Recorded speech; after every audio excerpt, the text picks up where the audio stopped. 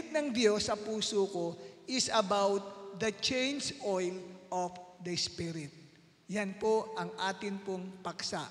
The change oil of the Spirit. Dapat mabatid ng lahat na ang oil o langis ay simbolo ng Holy Spirit. Oil is a symbol of the Holy Spirit.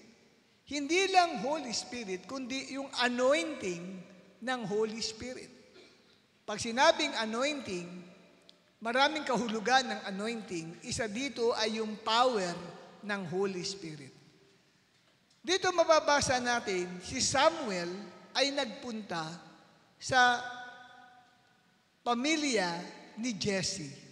Si Jesse ay ama ni David, hindi pa siya hari noon, upang maghalal ng isang tao na papalit kay Saul bilang hari sa buong Israel.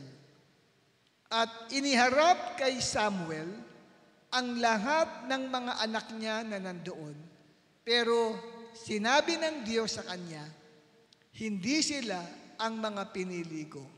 Hanggang sa natapos iharap lahat ng mga anak niya na nandoon, ang sabi ni Samuel, wala ka bang iba pang anak? Sapagkat pinapunta nga siya ni Lord para pahiran ng langis yung isang anak niya na hahalili kay Saul para maging hari. Wala palang interest iharap yung isang anak niya na bunso. Ito ay si David. Dahil tagapag-alaga ng kawan niya.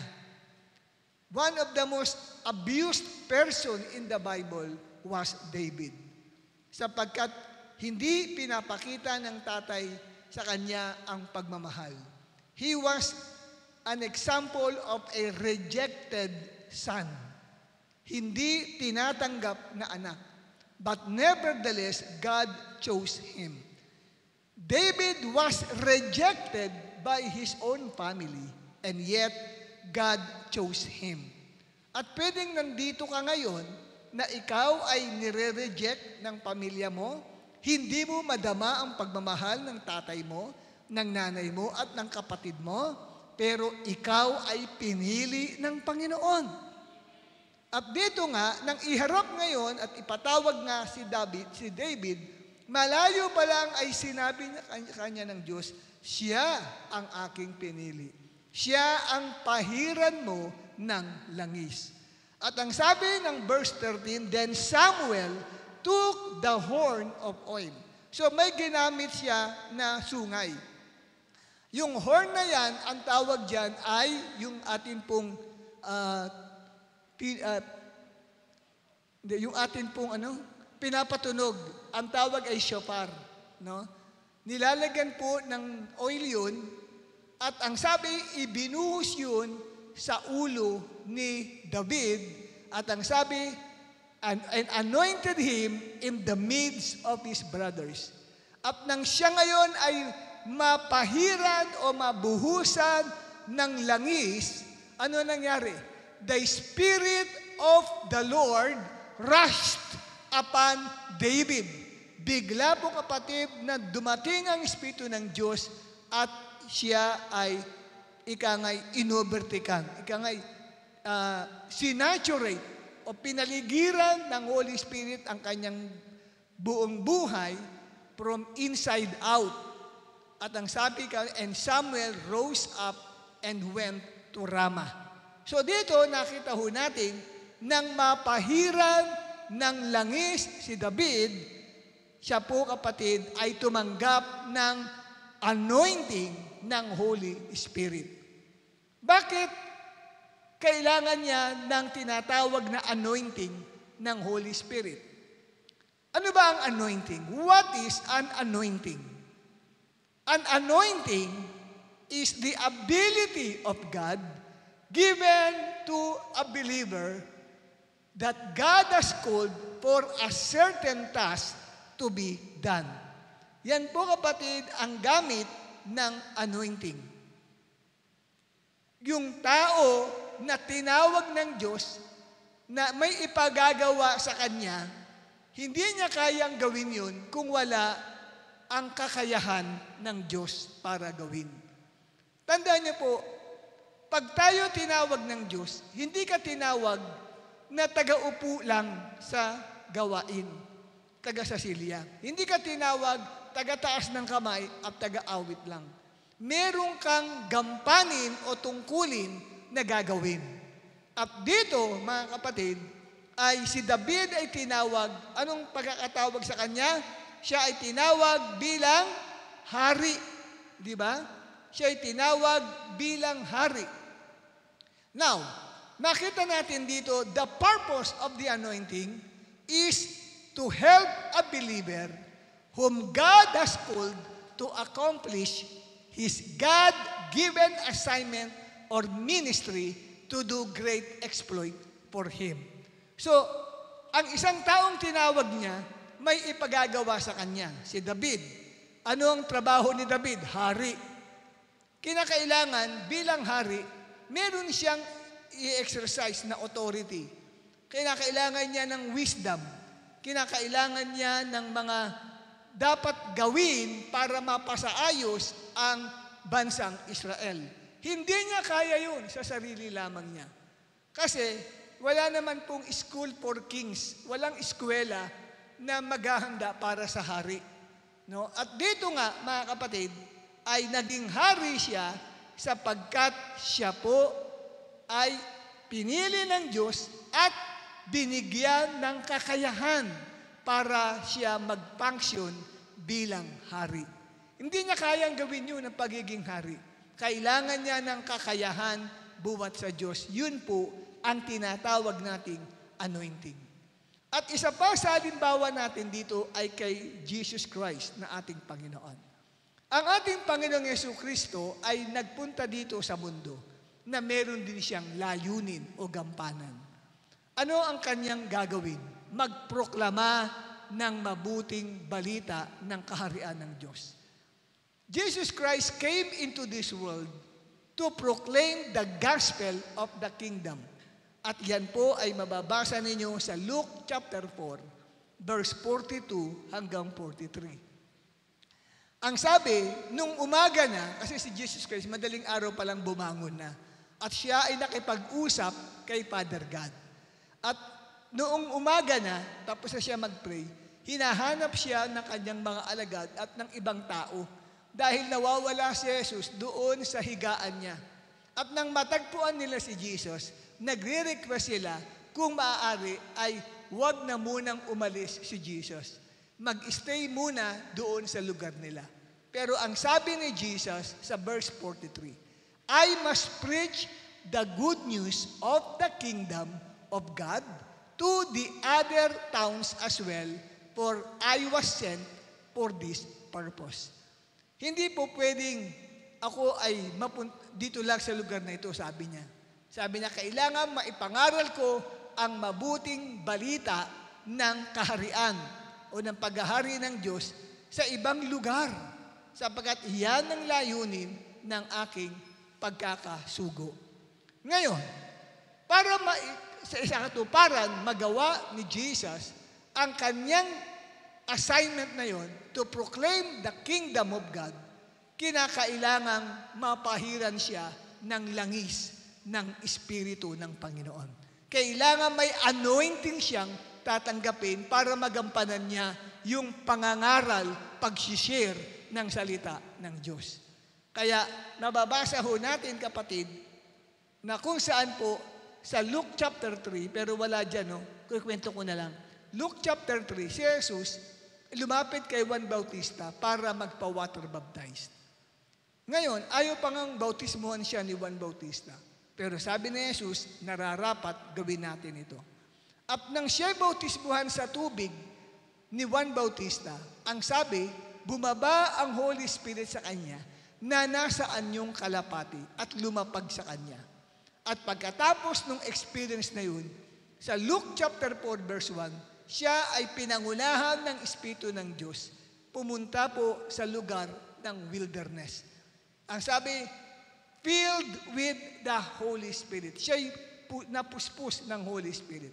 Kasi pag bumaba ang Holy Spirit sa iyo, pupunuin ka ng banal na Espiritu. At yung pala, kaya pala siya dadalhin doon sa wilderness, ay para mag-fasting ng 40 days and 40 nights. Hindi kumain. Ano lang ginawa ng marami sa atin dito, nag-fasting si Jesus. Yung nga lang, tayo hanggang 6 days, siya hanggang 40 days. No? Matindi yun, no? 40 days. Na hindi kumakain, umiinom lang si Jesus. Yung effect ng fasting sa kanya ay matindi. Sapagkat pagdating ng Luke chapter 4, verse 14, dinescribe na siya in the power of the Holy Spirit. Jesus was full of the power of the Holy Spirit.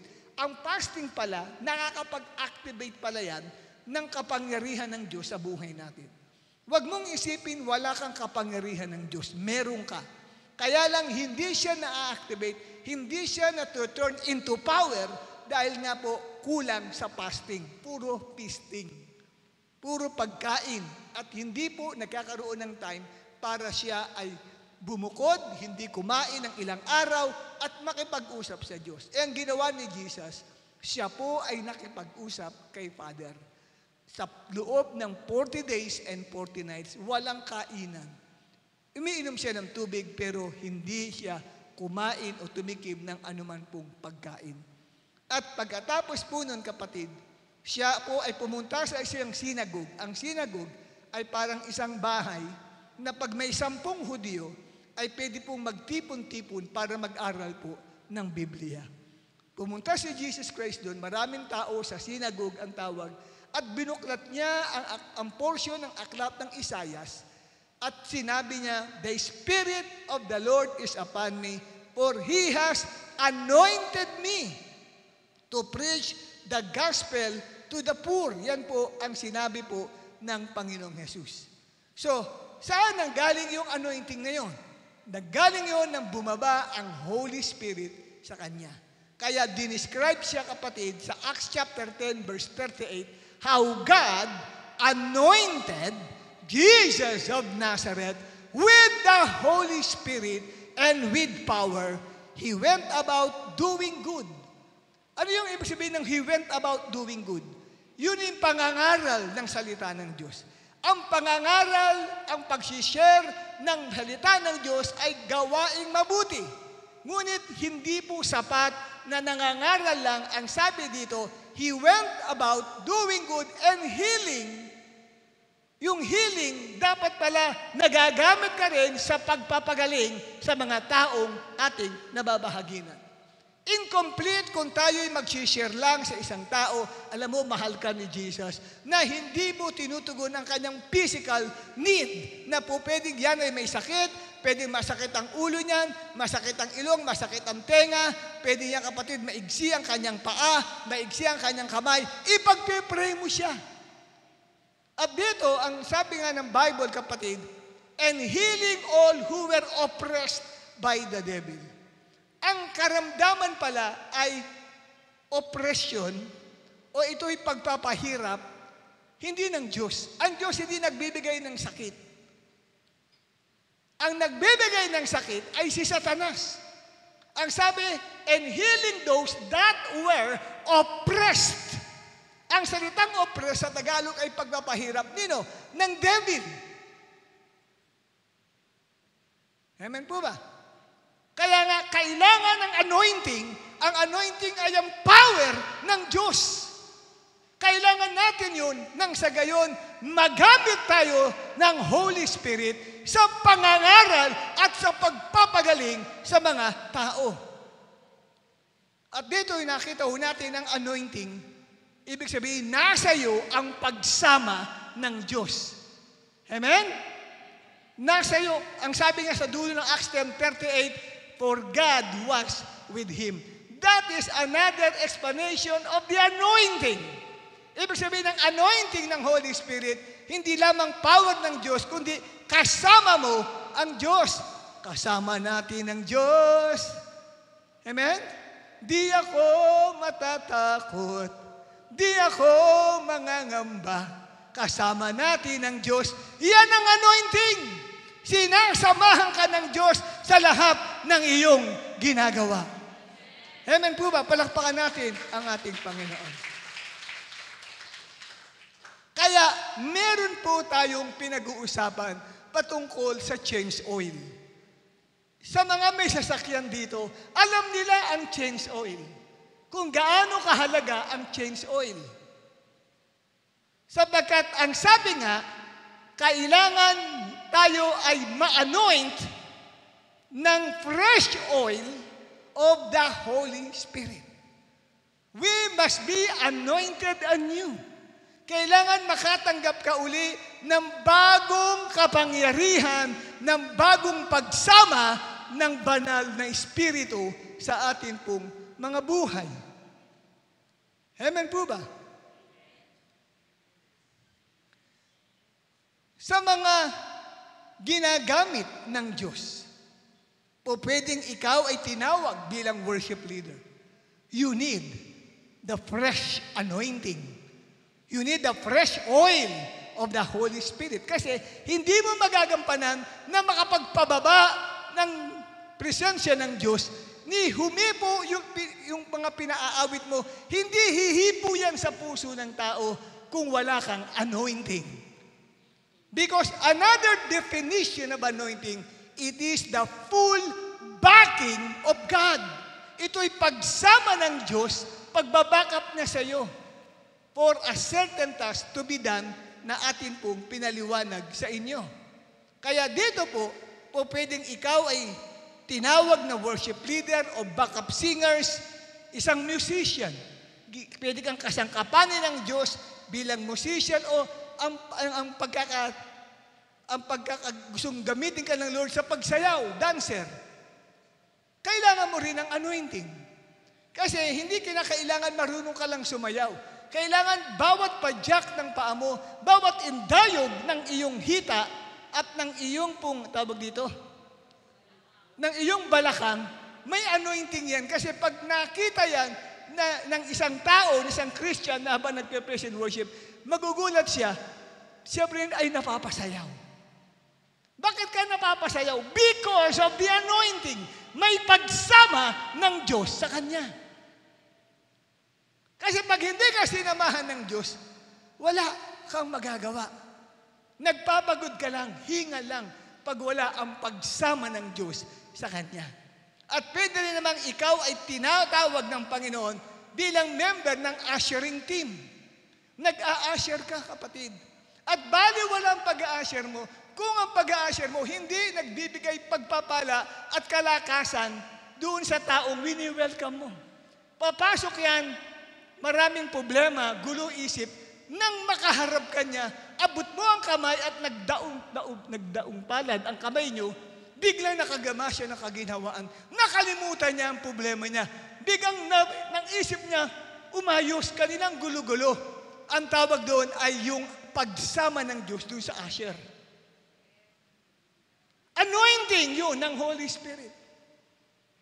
Kaya sa usher, hindi pwede kang mag-usher na hindi ka nakakatanggap ng fresh anointing. Kailangan meron ka nun. Otherwise, wala. Pumasok yung tao, tigip ng problema, nung makita ka, lalo nilagdagan ng problema. Bakit? Nang makita ang mukha mo, simangot ka din. At ang dating sa kanya, suplada ka o suplado. Hindi siya na-bless. Nakangiti ka, pero ang tingin niya, nakangiwi. Kasi wala ka na palang anointing. May oil ka, pero nag-leak. Naubos na yung oil ng Holy Spirit sa'yo. Akala mo meron pa. Amen po ba? Kaya kailangan, ikaw ay muli pinapahiram ng bagong langis ng Espiritu. Amen po ba, kapatid? Pwede rin naman na ikaw ay member ng General Services Team. Naglilinis sa simbahang ito. Hindi mo kayang maglinis. Sa totoo lang. Sa sarili mo.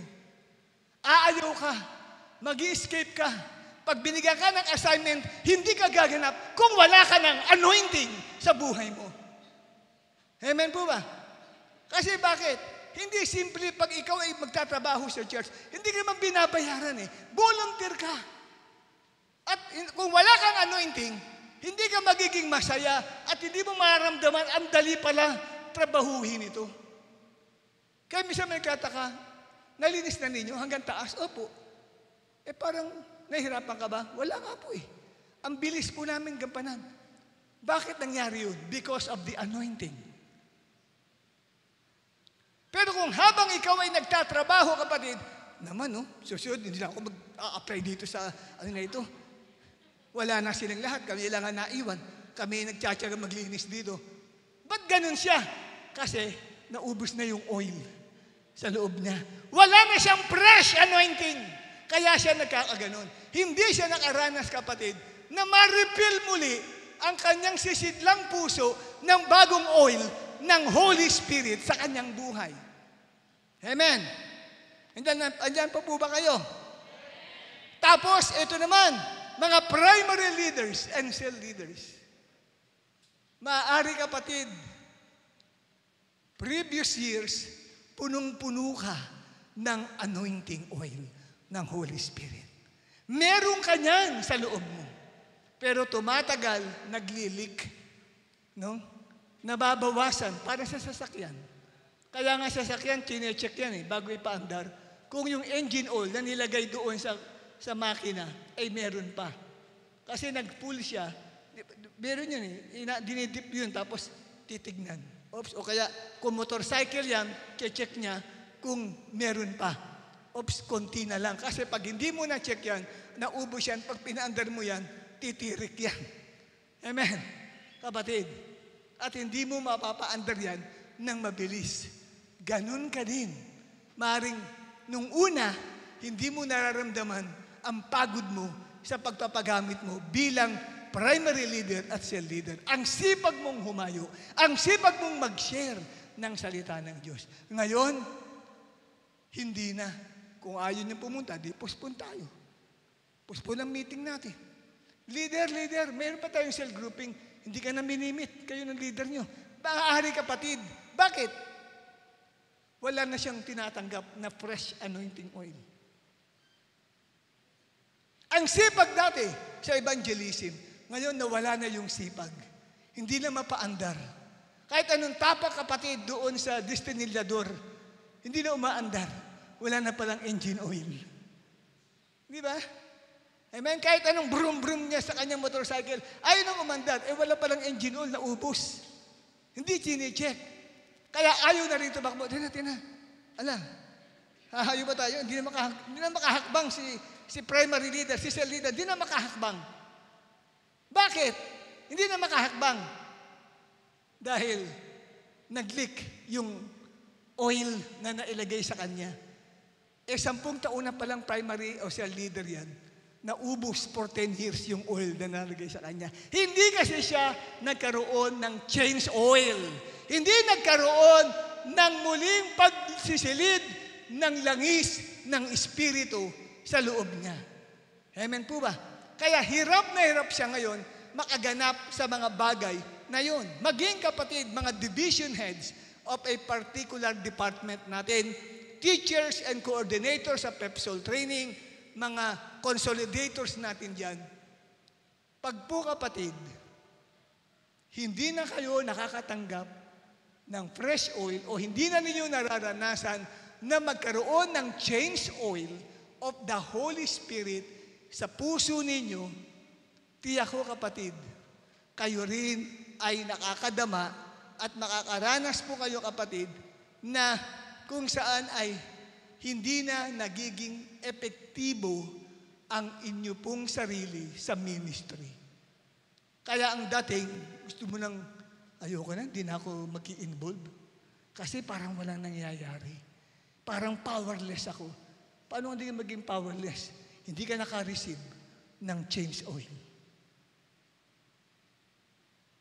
Hindi ka naka-receive ng panibagong langis ng Espiritu sa iyong buhay. You know, yung pagkakatanggap ng fresh anointing ay nilarawan sa pagtanggap o pagkakaroon ng pagpapalit ng oil. Sabi nga, receiving a fresh anointing of the Holy Spirit anew is likened to a car who is having a change oil. Kaya pag ikaw sa gabing ito ay nakatanggap ng fresh anointing, wow, sariwang kapangyarihan ng Diyos sa buhay mo, para kang isang sasakyan na nalagyan ng bagong langis. Pinalitan na yung mga nailagay sa iyo at naglagay ngayon ng bagong langis sa buhay mo. Ang tanong, why a change oil is needed? Alam niyo po kasi, parang sasakyan yan. Pag ang sasakyan, hindi po kapatid, nagkakaroon ng change oil, hindi gumaganda ang performance ng sasakyan. Ganon din tayo. Nung unang-una kang nakakilala kay Lord, punong-puno ka nun ng oil ng Holy Spirit. Kaya ang ganda ng performance mo para sa Lord. Pero para kang car na ngayon kapatid, hindi na maganda yung performance ng sasakyan. Kaya ang tanong, why is change oil needed in a car? Bakit nakailangan ang change oil sa isang sasakyan na ilalarawan natin sa isang mananampalataya? Number 1, ang sabi dito, para mapalitan ang engine oil nito. Kasi ang change oil, papalitan niya yung dating engine oil na nandoon. Dahil sa pagtagal ng gamit ng car, umiitim ang engine oil nito. At ang sabi, kung hindi papalitan at ay sisirain lamang nito ang mga pistons ng makina, ng sasakyan at maapektuhan ang performance ng car. So, yan po kapatid. No? Kaya napakalaga pong pinapalitan yung oil. Dahil nga po, umiitim, ito pong oil na inilagay po doon. Ganun rin sa mga Christians. Pag walang change oil of the Holy Spirit, pwedeng sirain ang performance ng paglilingkod ng isang manggagawa o ng mananampalataya ni Jesus Christ. Tandaan mo, larawan ka ng isang sasakyan. Huwag mong kalilimutan yan. Sabi mo sa katabi mo, larawan ka ng isang sasakyan. Sabi mo sa kanya, pag wala kang change oil, hindi maganda ang performance mo. Kaya ang change oil ginagawa, hindi lamang umiitim yun pong oil na inilagay at sisira ng pistons ng makina. Nagkakaroon din kasi ng leak ng oil. No? Ibig sabihin, nagkakaroon ng evaporation, pa nag-evaporate din kasi yung oil. Nababawasan, kapatid. At dahil doon, umuunti ang oil sa sisidlan dahil nagagamit ito sa mga kaparaanang kinakasangkapan ka ng Diyos sa ibang tao. Kaya pag kayo po kapatid, oras na kayo'y nag-share, nag-evaporate na po yung oil ng Holy Spirit sa inyo. Nababawasan na po yun. Pag oras na nag-share ka, o kaya may pinag-pray kang tao, kasi yun po parang ang sasakyan na ginagamit. Nag-evaporate yung oil. Paano kapatid na meron ko isang kaibigan, pagkatapos siyang gamitin na ipag-pray ang buong family, pagkatapos nun, nag-backslide na siya. Pag uwi niya sa bahay, feeling burnout siya. Parang paggising ng umaga, ayaw niya na mag-pray, ayaw na magbasa ng Bible, ayaw na umattend sa church. Sabi ko, Brad, kinwento mo, ginamit ka lang ng gabi ngayon sa buong family, pinag-pray mo. Sabi ko sa kanya, maaaring last oil na pala yun. Last oil na meron ka, yun ang nai-release sa'yo. Tapos na-drain ka ng gusto. Wala na pala kapatid na ibibigay yung tao.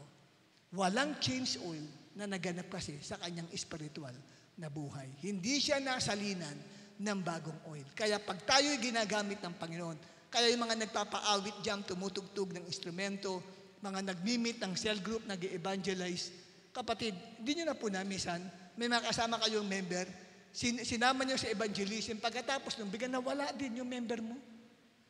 Di ba? Parang wala ng interest. Magulat ka, uy, papalapin mo ngayon, kapatid, ba't ka na umaattend sa group natin, pati sa church? Kasama ka lang namin ng isang linggo sa evangelism, ha? Di ba may sinirang ka pa? Di ba? Napunan niya yun? Kasi nga, hindi mo alam, yung sinama mo pala, kunti na lang ang karga ng oil, ng Holy Spirit, ng anointing sa kanya. Yun pala, yun na pala yun. Nag-evaporate, kaya drain yung tao. Parang isang motor na nawala na po kapatid ng engine oil na hindi chine-check at hindi pinapa-change oil, wala na, hindi na-check eh. Kaya nung inandar niya, wala na. Ayaw nang gumana nung kanyang motorcycle.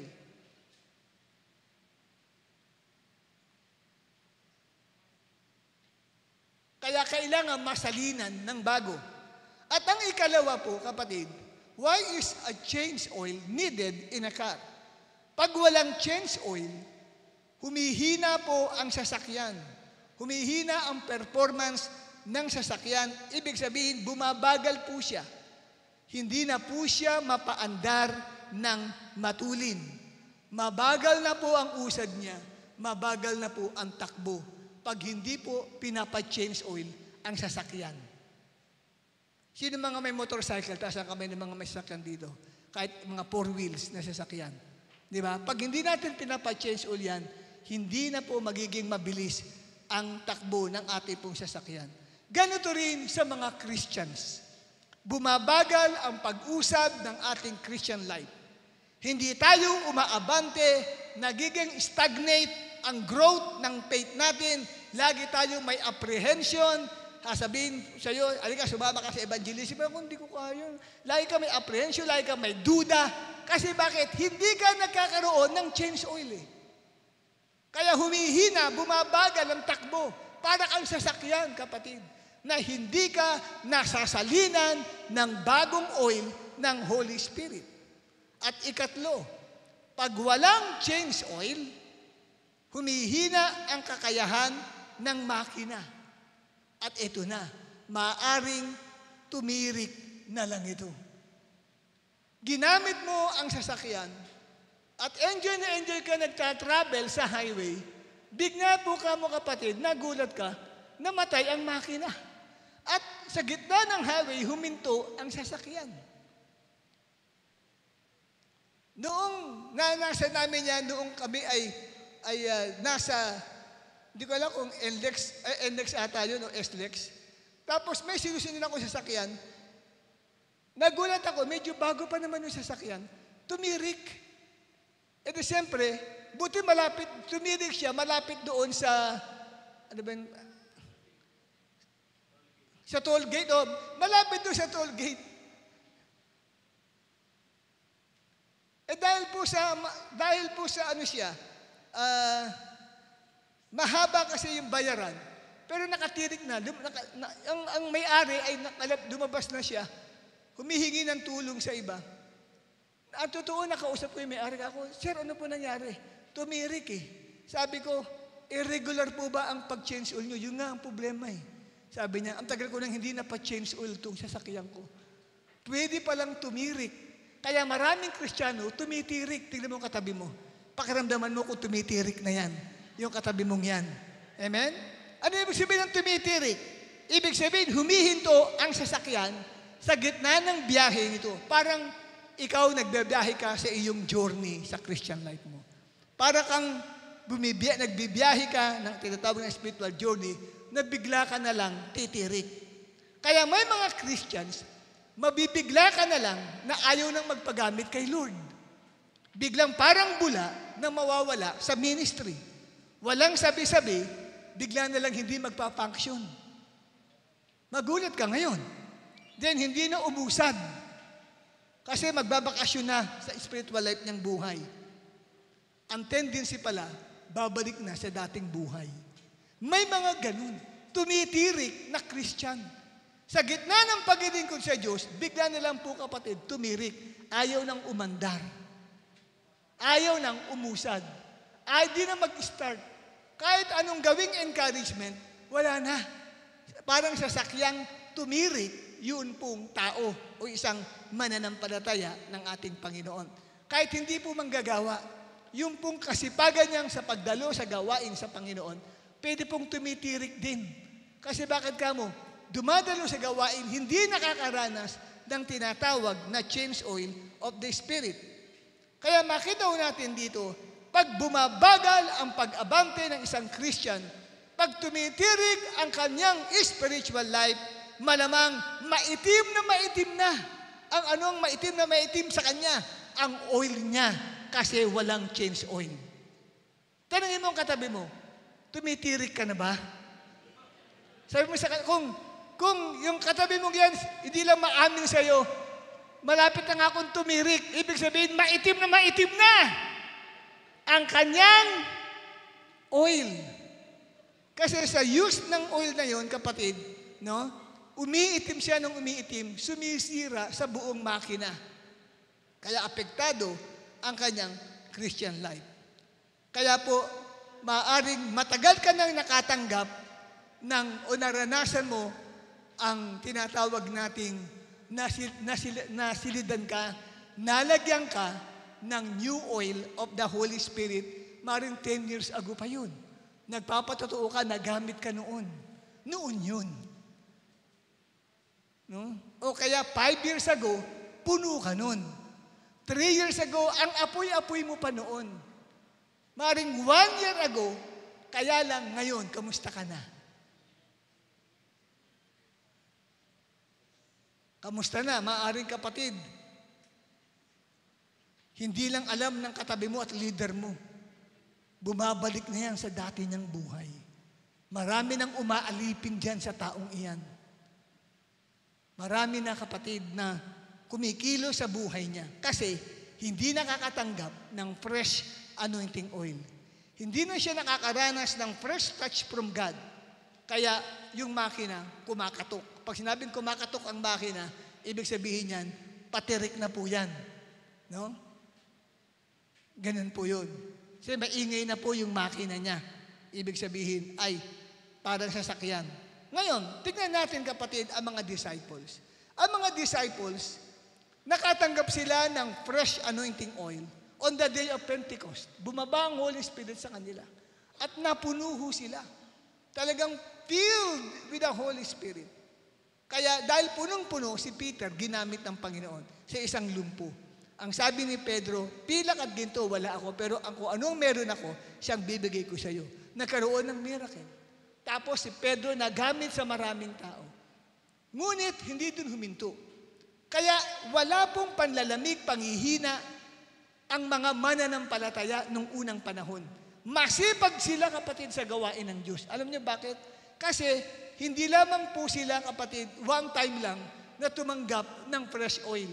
Lagi silang tumatanggap. Pagdating ng Acts chapter 4, verse 30 hanggang 31, nagtipon-tipon uli sila, nanalangin sila sa Diyos, bumaba na naman ang Holy Spirit sa kanila, pinuno uli sila ng Holy Spirit.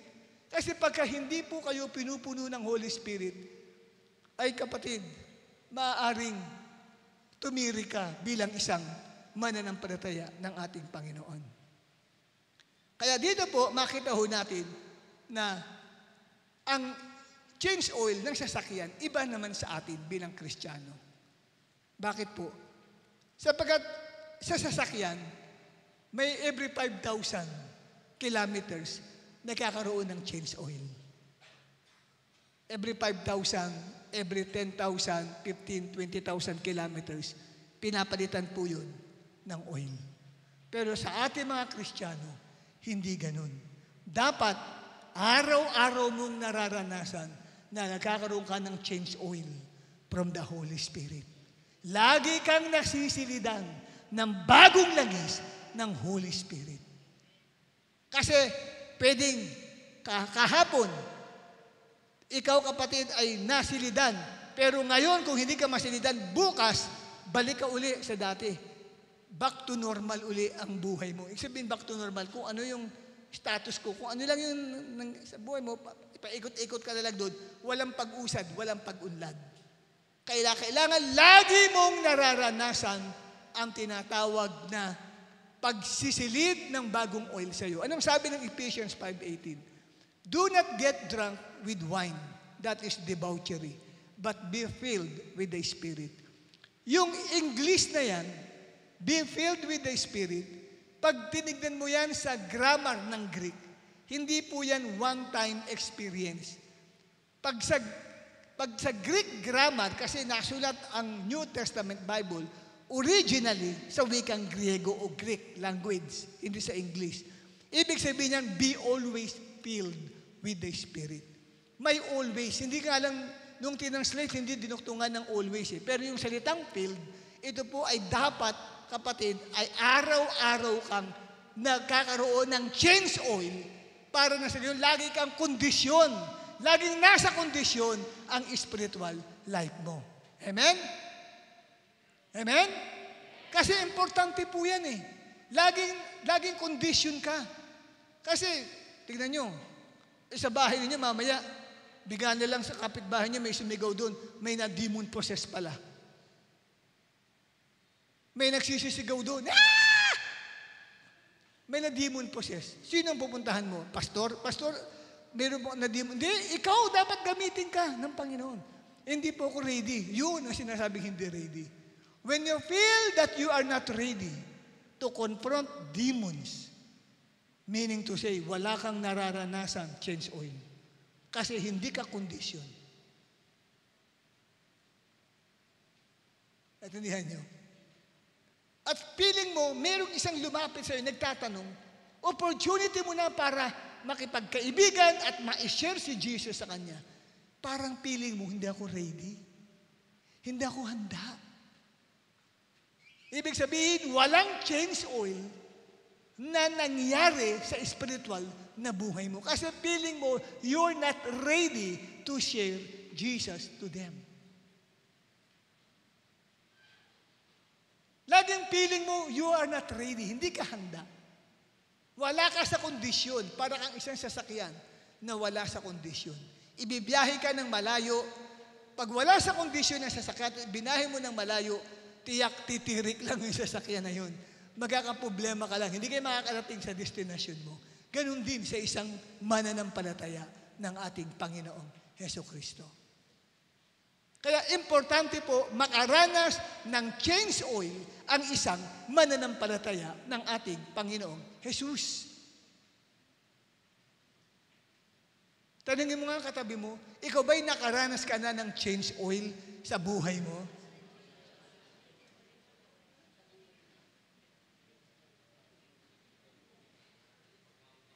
Tingnan ninyo, example natin, kung talaga nakaranas kayo ng change oil. Pag dumarating ang araw ng linggo, may excitement ka ba? Saturday pa lang excited kang dumalo sa gawain. O pag Sabado pa lang, parang, naku, bukas magawain. Ano ba yun? Marami akong gagawin. Tinatabad kang pumunta. Kumari, pag palapit na ang Sunday, inuurong mo. Then, lumayo ka linggo, lumayo ka, malayo pa. Di ba? Kasi bakit? Pag wala kang change oil, ganun po eh. Walang excitement mag-serve kay Lord. Ito na, praise and worship, kinasasabikan mo ang praise and worship. Naranasan nyo na bang dadalo ka sa church ng Sunday? Tinatamad kang magpuri sa Panginoon.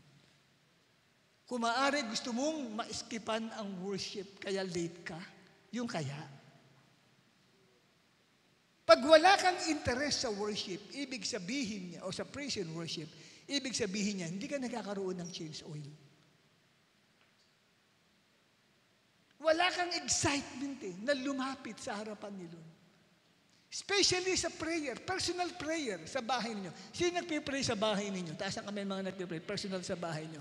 Naranasan nyo ba, kapatid, na parang wala kang interest mag-pray? Tinatamad ka mag-pray. Magsisimula ka pa lang, umaayaw ka na. Magsisimula pa lang, ay, marami pala akong gagawin. Naranasan nyo na ba yun? Pagka ganun, ibig sabihin, hindi ka nakakaranas kasi ng change oil. Walang change oil, walang freshness of the Spirit sa'yo. At pagdating sa prayer, 5 minutes lang, feeling mo, ang tagal naman ang prayer ko. 1 minuto ka nga lang lumuhod, feeling mo, ang tagal naman. Di ba? Parang gusto mo, isang luhod mo lang, 3 seconds lang, tapos na ang prayer ko. So, walang freshness of the Spirit yun. Pero pag meron ka, nakatanggap ka, naranasan mo ang change oil of the Spirit, hallelujah, ibang klase na po yun. Sabik na sabik kang mag-pray. Ano pa lang nag-aakto pa lang lumuhod nakangiwi na, umiiyak ka na, Lord, para bagang grabe yung uhaw mo sa Lord. Kasi fresh na fresh ang pakaramdam mo. Iba ho, yan ho kapatid, ay napakalagang bagay. Ngayon, sige, Bishop Perdi, convinced din na kami, kailangan namin ng change oil. Ano ang dapat namin gawin para maranasan ang change oil? How to have a change oil of the Spirit. Paano ko makakatanggap ng change oil? Amen? Kalabitin mo ang katabi mo, sabi sa kanya, oy kapatid, kailangan mo ng change oil. Bulungan mo siya, alam mo kaya nakakaganyan ka? Kulang ka sa change oil. Kaya minsan mainitin ang ulo mo, sumpungin ka. Alam niyo ba yun? Kaya sumpungin niya katabi mo yan, walang change oil na nararanasan.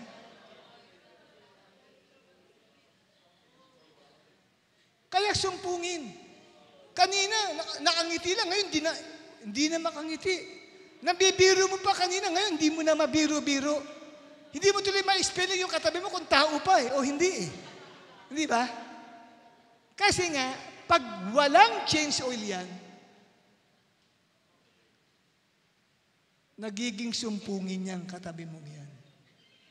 Nagiging moody ang tao. Ngayon, anong dapat gawin para magkaroon at maranasan ang change oil? Number 1 is, ipakita mo sa Diyos ang iyong gutom at uhaw. Kailangan ko ng change oil. Show to the Lord that you need it in your life.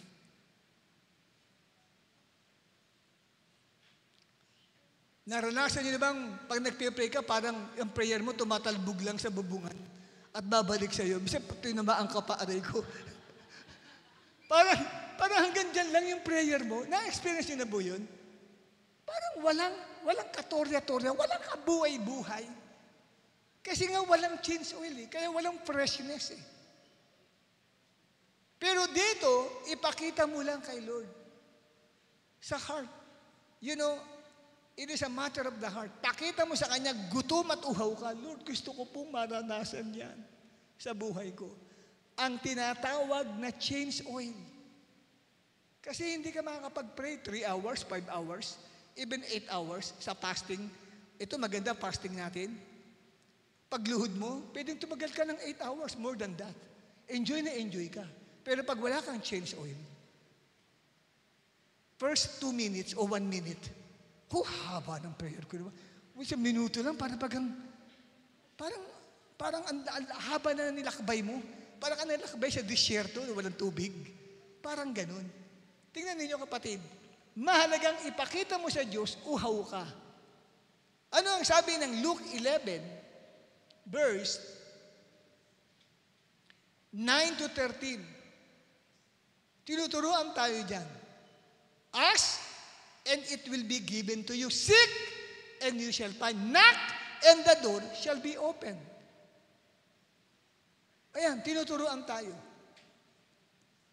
Aling ama sa inyo, kung humingi ang kanyang anak ng isda, ang ibibigay niya ahas. Lumapit ka sa tatay mo, tay, pingin naman pong isda. O sige anak, diyan ka lang ha, pagkakalis dyan. Mamaya, dala-dala yung cobra. Di kayo naging sa'yo. Ito, sabi ni Kristo, bibigyan ka ba ng cobra? Hindi. Next slide. Kung humingi ng itlog, pa, penging itlog, ma, penging itlog. Sandali anak, may kukunin akong itlog. Nagulat ka. Doon kapatid, sa plato mo, inilagay, Scorpio. O aya, di ba? O, ang sabi rito, bagamat may mga masasamang tatay o nanay sa lupa, pero hindi naman sila nakapaggagawa ng gano'n sa anak nila. How much more ang Father? Kung ikaw hihingi, hahanap ka at kakatok ka, bibigyan ka ng fresh anointing oil of the Holy Spirit. Hingin mo yun. Ask, seek, and knock. Lord, I want it. Lord, I seek for it. Lord, I knock for it. Lord, hindi ako uuwi sa lugar na to. Hindi ako aalis, hindi ko natatanggap ang change oil of the Spirit. Lord, please! Ipakita mo sa Panginoon. Yan po mahalaga yan. Huwag na huwag kang papayag na hindi mo matanggap. At ang ikalawa, sunugin mo ang lahat ng dinaanan mong mga tulay para wala ka nang babalikan pa. Alam niyo kung bakit nagkakaganyan ang buhay ng katabi mo?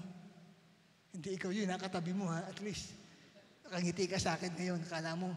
Pero sinabi kong, nagkakaganyan ang buhay mo, nakasimangot siya. Pero sabi kong katabi mo, ngumiti. Kasi at least hindi siya yung katabi niya. Kasi, kaya may binabalikan. At bumabalik ang bilis bumalik sa dating buhay. Kare-revive lang. Kaka-fasting lang. Wala pang 24 oras, balik uli sa dati. Kasi hindi niya sinunog yung pinagdaanan niyang tulay. Kaya wala ka nang babalikan pa, sunugin mo ang tulay.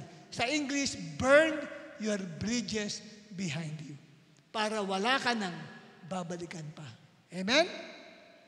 Sa baba ng paraan, ang pagsusunog ng tulay.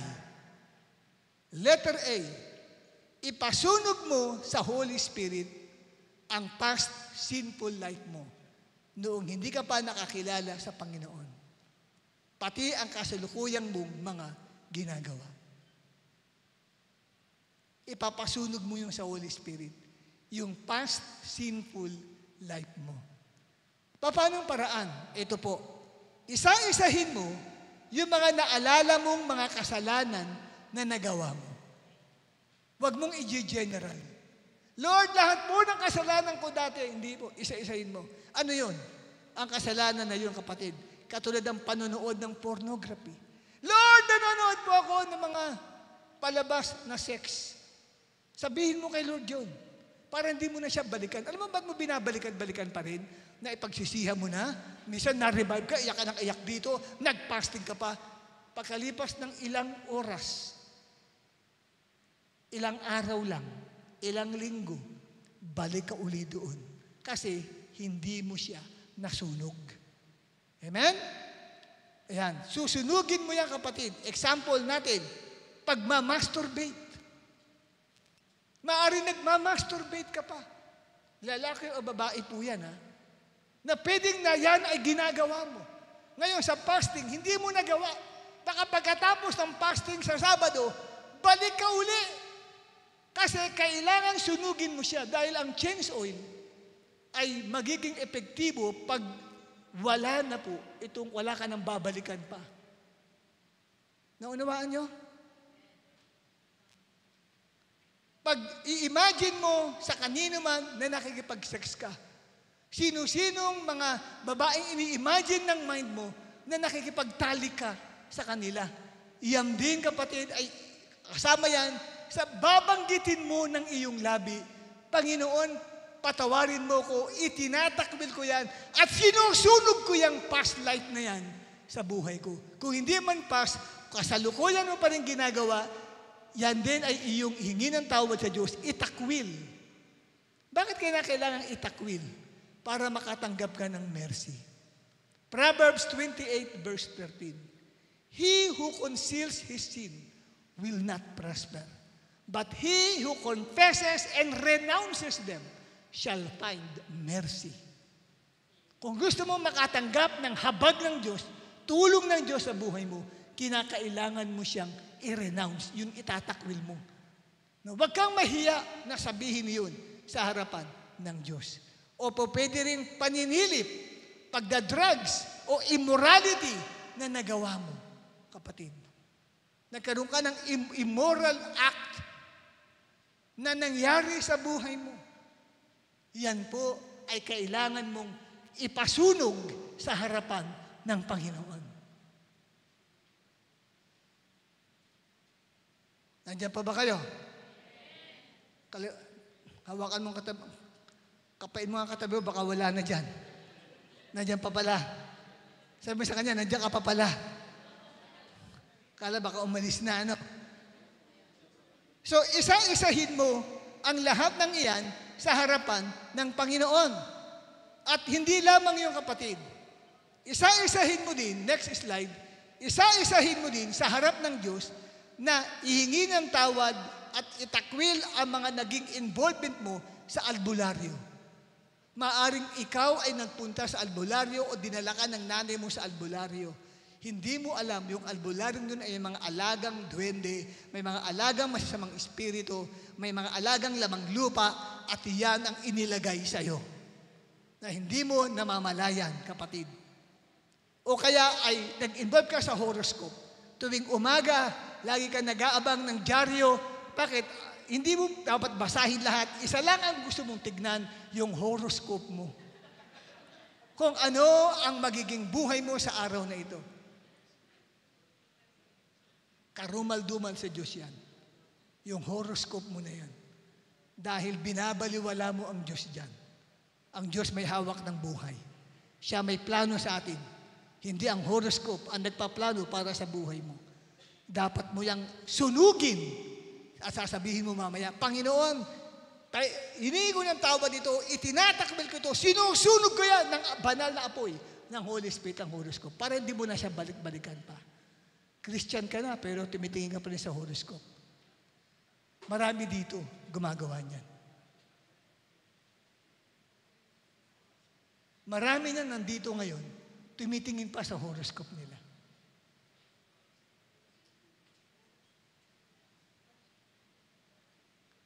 At gusto ni Lord, yan ay pasunog mo.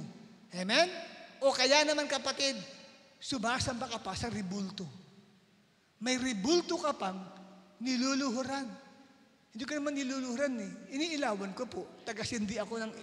Sinisindihan ko yung kandila doon sa ribulto. Kapatid, pagdiling ko dyan sa ribulto, dapat yan itakwil mo, hingi mo ng tawad sa Panginoon. Amen? At maaari naglalaro ka ng spirit of the glass. Itakwil mo rin yan. Hingi mo ng tawad sa Diyos at ipasunog mo yan. Para hindi mo na babalikan pa. O kaya, nakakita ka ng maligno. O nakakita ka ng white lady. O nakakita ka na ng multo. Yan ay kinakailangan mong itakwil at sunugin ka, sinusunog kita ng banal na espiritu. Para po yung change oil, grabe, talagang walang mixture. Matindi talaga. Maranasan mo yung tunay na pagiging born again. Grabe, sasabihin mo, ngayon ko lang naranasan na born again talaga ako. Kasi bakit? Sinunog lahat. Wala ka nang babalikan eh. Kaya, alam niyo bakit kailangan sinugin? Para sa alaala mo, wala na ang lahat ng yun. Hindi na babalik pa sa alaala mo ang lahat ng yun. At ano pa kapatid? Ikalawa, ipasunog mo, next slide, letter B, ipasunog mo sa banal na apoy ng Holy Spirit ang mga pangit na karanasan mo sa buhay. Hindi ka basta-basta makakatanggap ng change oil of the Spirit. Sabihin ko sa iyo, kailangan munang mawala ang lahat ng ito. Kasi ganyan ang ginagawa sa sasakyan eh. Nililinis po muna yung kamakina niyan. Meron pong, pinupurga para matanggal lahat-lahat ng mga maiitim na mga naiwan doon sa lagayan ng engine oil. Pinupurga maigi yun. Ganon din dapat. Bago salina ng bagong oil, tinatanggal lahat ang mga bagay na maitim doon sa kanyang engine. Naunawan niyo po ako? Kaya ito pinapagawa sa atin ng Holy Spirit. Isa-isahin mo rin sa harap ng Diyos at itakwil mo ang mga yun at ipasunog mo sa Holy Spirit para mabura sa iyong alaala at hindi ka na pagmultuhan ng past na iyon sa buhay mo. At ano ang mga bagay na ito na kinakailangan kapatid na iyon ang tuluyang ipasunog sa Panginoon? Ang halimbawa niyan ay ang tinatawag nating sexual abuse. Nandun, no? Maaring naranasan mong nahipuan ka ng isang tao. O kaya naman meron kang dating minahal na hinihipuan ka at hindi ka pala tutuluyan ng taong minahal mo. Nasa mind mo pa rin yun. Kahit matagal na, kahit na born again ka na. At minsan napapanaginipan mo pa, o pwedeng bumalik sa alaala mo. Kailangang ipasunog mo yan, ang mga bagay na yan, sa Holy Spirit, sa apoy ng Holy Spirit. Kasi matindi yung change oil na gagawin sa'yo sa gabing ito. Amen? O kaya kapatid, ay ginawang parausan ka lang ng taong mahal mo. Hindi ka pala pakakasalan. Ang tawag dyan ay sexually abused ka. O na-rape ka ng ibang tao, ng tatay mo, ng uncle mo, ng pinsan mo, o ng kapitbahay mo, o ng sino mang tao. Kailangan, kapatid, yan ay iyong i-confess kay Lord, itakwil at sunugin ng banal na apoy ng Holy Spirit. At sasabihin mo, mula ngayon, wala na akong babalikan pa pagkatapos niyan. Pag sinabing wala nang babalikan pa, wala nang alaala pa sa buhay mo ang lahat ng yun. Kaya minsan nagkakaroon ng mga man-hater dahil sa karanasan na yun. Wala na siyang tiwala sa mga lalaki. Kaya may mga iba, hindi na nag-asawa pa, tumandang dalaga na because of that traumatic experience sa kanyang buhay. Hindi nasunog. Kasi ayaw natin na magkakaroon ng change oil na hindi napurga lahat ng mga bagay na hindi kailangan doon sa engine. Kailangan tinatanggal lahat ng ng engine eh. Yung mga maiitim doon eh. Di ba? At pagkatapos yan, saka sasalinan. Amen, kapatid? Ang sumunod ay verbal and emotional abuse.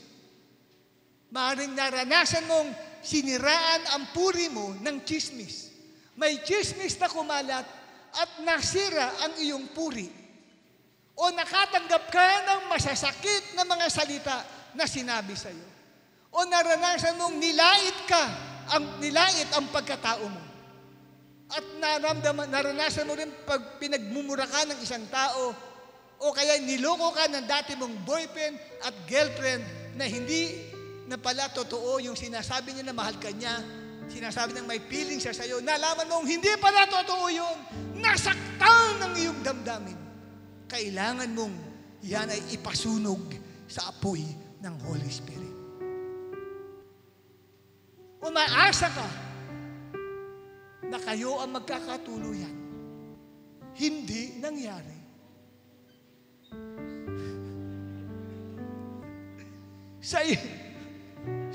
Sa iba na tuloy, sa iyo hindi. O kaya ipinaasa ka ng babae o ng lalaking niligawan mo, pero may iba na pala siyang mahal at lubha kang nasaktan. Umaasa ka, kapatid, na sasagutin ka dahil parang nagpaparamdam sa'yo.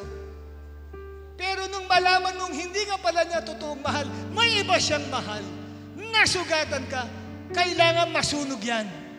Hindi pwedeng manatili yan. Ang change oil dapat ay true change oil. Wala ka nang babalikan pang alaala sa buhay mo. Ready ka ba, kapatid? At ang example pa natin dito, pwede kang nadala ng matamis na pangako ng tao. Pero napako lamang. Ang sakit-sakit sa damdamin.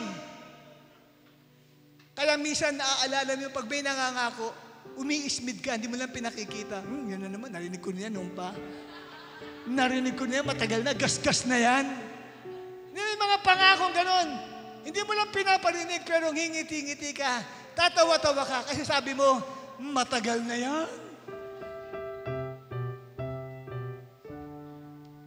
At kailangan sunugin yan ng banal na apoy sa gabing ito. At example pa, physical abuse. Pwedeng sinaktan ka physically ng tatay mo. Naranasan mo kung paano ka bugbugin o sa bunutan ng nanay mo nung bata ka pa. O kaya naranasan mong binubugbog ka ng tao O ikaw ang bubugbog. Marami ka nang binugbog at kinalmot. Marami ka nang sinabunutan. At marami ng buhok, kapatid, sa kamay mo, ang talagang hinablot mo sa ulo ng isang tao. Kailangan yan ay itakwil mo. Hihingi mo ng tawad at pasunog mo sa banal na apoy ng Holy Spirit. At ang ikatlo na dapat gawin, so burn your bridges behind you. Ipasunog mo rin sa apoy ng Holy Spirit ang iyong kaugnayan sa mga ninuno mo mula sa iyong father's and mother's side.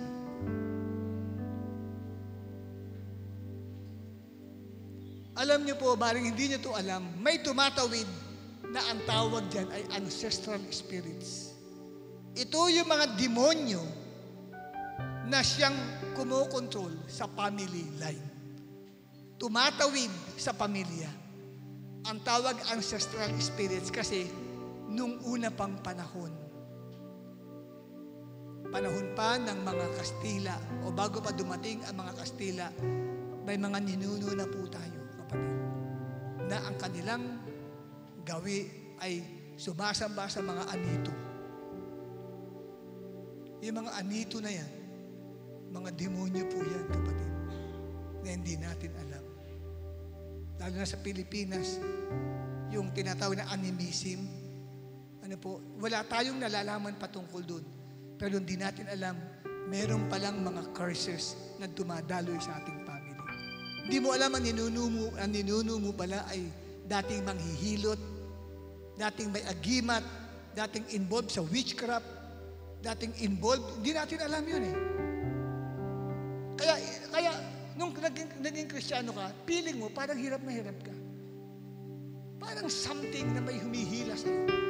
Hindi ka makalago-lago. Kapatid, anong gagawin mo ngayon? Kasi itong mga ancestral spirits na yan, mga demonic spirits yan, na nagdadala ng sakit o karamdaman sa tao, nagdadala ng kamalasan at kaguluhan at pagkawasak ng buhay. Lalo na kung ang ating mga ancestors ay mapagsamba sa mga rebulto o na-involved sa okultismo o may lahi ng pangkukulam, lahi ng pananawas o kaya albularyo pala, manghihilot, gumagamit ng black magic, agimat o anting-anting. Ihingi mo yan ng tawad sa Diyos. At pagkatapos, itakwil mo at ang ikatlong gagawin mo, sasabihin mo, pinuputol ko o nilalagot ko ang kaugnayan ko sa aking mga ninuno from the father's and the mother's side sa pamamagitan ng pagtupok ng banal na apoy ng Diyos. Kasi po pwedeng kung ano tayo ngayon, kung ano ang karakter natin ngayon, kung ano ang nagiging pamumuhay natin ngayon ay epekto ng atin pong ancestors na buhay. Ng kanila pong kasalanan, tayo ang nagdadala ng mga bagay na yun. Na ginawa nila, tayo ang nagsasaper. Kaya, yan po kapatid, may mga curses yan na kailangang sunugin. At pag nasunog mo na, ito pa ang tinuro sa akin ng Holy Spirit during time ng fasting and prayer. Sasabihin mo sa pangalan ni Jesus, idinudugtong ko ngayon ang pusod ko sa pusod mo, Panginoong Jesus. Idugtong mo ang pusod mo sa pusod ng ating Panginoong Jesus. Kasi kinat mo na eh. Kinat mo na yung iyong connection sa past generation mo, sa ancestors mo. Eh ngayon, kano ka dapat na-connect? I-connect mo ang pusod mo. Sabi mo, ngayon mula ngayon, ikinokonek ko ang pusod ko sa pusod ng Panginoong Jesucristo. Patungo kay Abraham. Kaya by faith, ako ngayon ay kasama na sa pagiging anak ni Abraham. Ang ninuno ko ngayon ay si Abraham, man of faith. At ako ngayon ay tagapagmana ng pangako ng Diyos sa aking ninunong si Abraham by faith. Nakita ninyo kapatid, malalagot ho lahat yun. At feeling mo para kang bagong silang. At hindi pa nagwawakas doon. Maglalagay ka ng boundary lines. Kasi itong mga ancestral spirits, mag-a-attempt pa yan na guluhin ka pa. Wala na silang legal rights para atakihin pa ang buhay mo. Kaya sasabihin mo, amen? Ako'y naglalagay ng boundary lines sa mga ancestral spirits na yan sa pamagitan ng banal na apoy at banal na dugo ng Panginoong Hesus. Hindi na kayo makakatawid dyan para pumunta sa akin. Amen? Wala na silang karapatan sa iyo.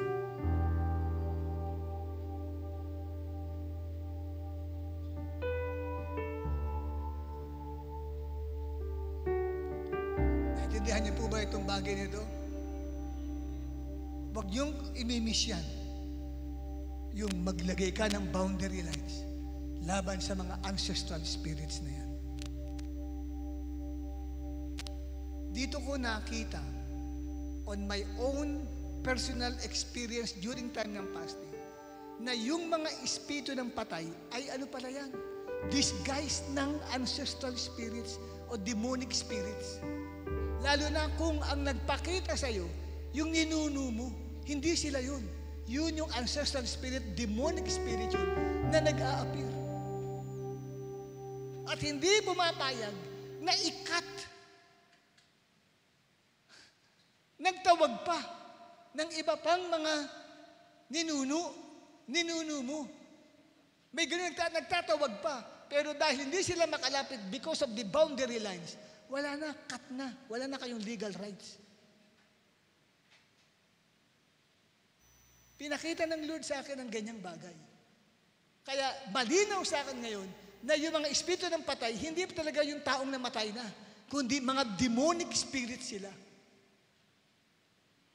At ang tawag, kung yung demonyong yun ay galing pa doon sa ninuno mo, ancestral spirits na ang tawag sa kanila. At last but not the least, ikatlo, i-consecrate mo ang buhay mo sa Panginoong Hesus. Natapos mo nang gawin ang lahat ng yan,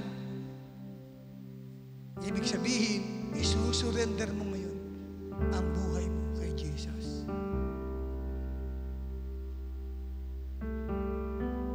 Amen? Sinusuko ko ngayon, Lord, ang buhay ko sa iyo.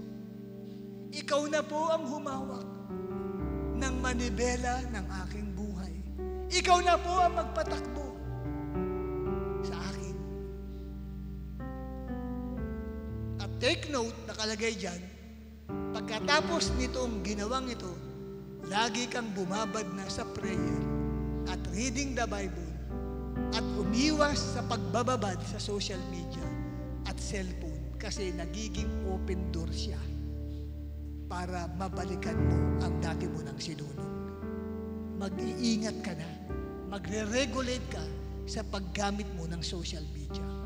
Regulation. May time limit lang. Hanggang 1 minute lang ang paghawak ko nito. Hindi yung 1 to sawa ka, kapatid. Huwag ganun.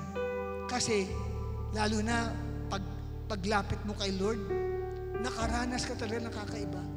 Ang feeling po ninyo, para kang na-born again talaga. Higit pa doon sa unang-una mong tinanggap si Jesus. Grabe yung explosion na yun na mararanasan mo sa buhay mo. Ikaw, hindi na baliwala ang fasting na ginawa mo na nagpakagutom ka. Amen? Preparation kasi yan. Joshua chapter 3 verse 5. Anong sabi ni Joshua sa mga tao? Consecrate yourselves. For tomorrow, I will do wonders among you. Bago gumawa si Lord ng mga himalang bagay sa buhay natin, anong unang gawin? Consecrate. Yung mga naka-attend ng Sunday morning, Ibig sabihin ng consecrate, umakyat tayo doon sa taas. Sa taas, hindi doon sa second floor. Doon po sa heavenly realms.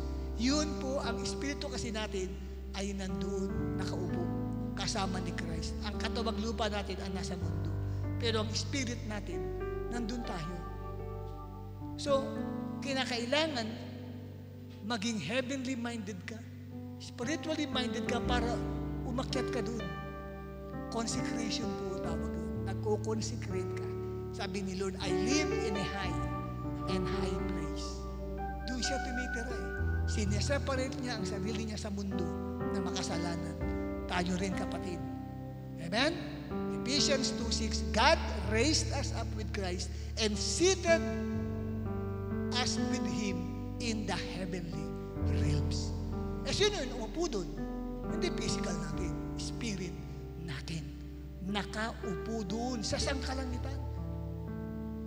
Hello? Yun ang consecration na sinasabi.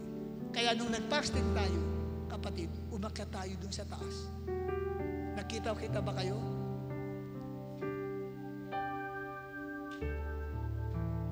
Dapat napipil mo na may kasama mo sila doon sa taas. Umakyat ka ba sa taas? Amen? Ayan. So, consecrate yourself. At isa sa consecration, unang-unang gagawin, the first step of consecration is surrender. What is the first step of consecration? Ay, nakikinig pala kayo, salamat. Surrender, suko mo ang sarili mo. Are you ready now? Sige, humanda po tayo kapatid. Ang ating mga gamit